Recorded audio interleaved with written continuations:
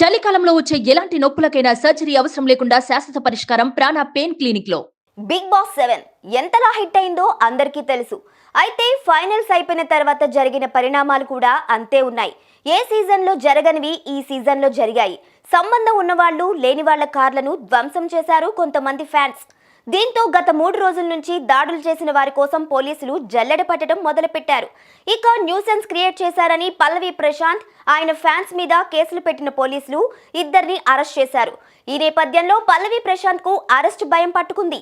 దీంతో ఆయన పరారీలో ఉన్నారు. కాగా కేసులో పల్లవి ప్రశాంత్ A1 గా ఉన్నారు.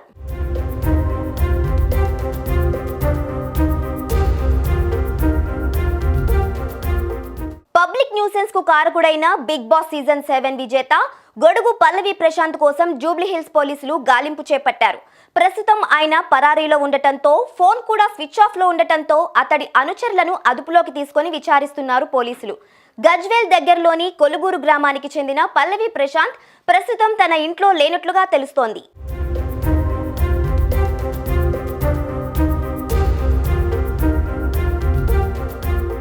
ఇక ఆయన అనుచరుల ఫోన్ డేటాను కూడా సేకరించారు పోలీసులు. కొమరవెల్లి దగ్గరలోని ఓ గ్రామంలో పల్లవి ప్రశాంత్ ఉన్నట్లు గుర్తించారు పోలీసులు. దీంతో బృందాలుగా విడిపోయి అతని కోసం గాలిస్తున్నారు. ఇదిలా ఉండగా బస్సులపై రాళ్లు రువ్విన వ్యక్తులను గుర్తించేందుకు సీసీటీవీ ఫుటేజ్లను పరిశీలిస్తున్నారు.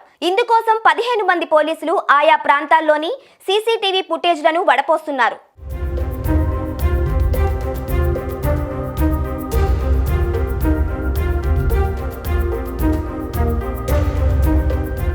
బిగ్ బాస్ 7 ఫైనల్స్ అయిపోయిన తర్వాత అన్నపూర్ణ స్టూడియోస్ ముందు గొడవ జరిగింది. అమర్దీప్ కారుపై రాళ్లు రువ్విన కొంతమంది ఆయన కారును ధ్వంసం చేశారు. ఆ తర్వాత ఆర్టీసీ బస్ అద్దాలు పగలగొట్టారు. కొంతమంది లేడీ కంటెస్టెంట్స్, యాంకర్స్ కారుపై కూడా దాడి చేశారు. దీనిపై పలు సెక్షన్ల కింద పోలీస్ కేసు నమోదు చేశారు. గీతూ, అశ్విని, అమర్దీప్ తదితరుల కార్లపై దాడి చేసిన వాళ్ల కోసం గాలిస్తున్నారు.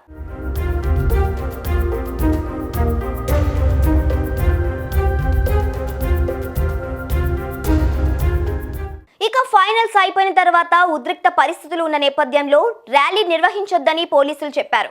అయినా కూడా వినకుండా ర్యాలీ చేసినందుకు పోలీసులు కేసు నమోదు చేశారు. ఈ మేరకు ప్రశాంత్ సోదరుడు డ్రైవర్ల మీద కూడా కేసు పెట్టారు. పరశురాముల కోసం పోలీసులు ఒక బృందాన్ని స్వగ్రామానికి పంపించారు. కారు డ్రైవర్ సాయి కిరణ్ ను అదుపులోకి తీసుకొని విచారిస్తున్నారు.